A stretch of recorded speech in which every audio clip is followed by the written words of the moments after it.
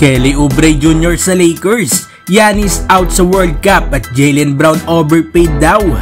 So parang nga sa unang balita mga idol ay patungkol kay Jaylen Brown. Matatandaan nga na pumirma si Jaylen Brown ng $304 million contract extension dito sa Boston Celtics. Yan nga mga idol ang pinakamalaking deal sa NBA history. Kaya ang former NBA player at top 27 greatest of all time na si Rick Barry ay meron niyang sinabi patungkol dito. Para nga daw dito kay Rick Barry ay mahirap nga daw paniwalaan ang contract ni Jaylen Brown dahil nga daw sa playoffs ay 18.5 points lang ang average ito.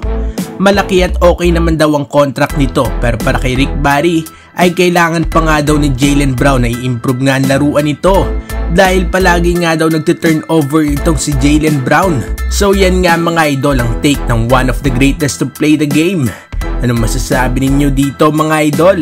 Agree ba kayo dito kay Rick Barry? At para naman sa sunod na balita ay patungkol kay Giannis Antetokounmpo. Official lang ang out si Giannis sa team ng Greece para sa World Cup. Sa post nga ni Giannis ay sinabi nito na alam naman daw ng lahat ang passion at pagmamahal nga nito sa kanyang national team. After nga daw ng ilang buwan na meeting sa medical staff ay malinaw pa nga rin na hindi pa nga siya ready na mag-compete sa level na kailangan niya para nga mag-participate dito sa World Cup. Hindi nga daw niya ito choice kundi ang tanging option na nga lang daw para masiguro na makabalik nga sa level ng basketball na pinaghirapan niya makamit sa kanyang karir. Disappointed nga daw talaga itong si Giannis sa naging outcome. Pero yun nga daw mga idol ang final decision ng kanilang medical staff.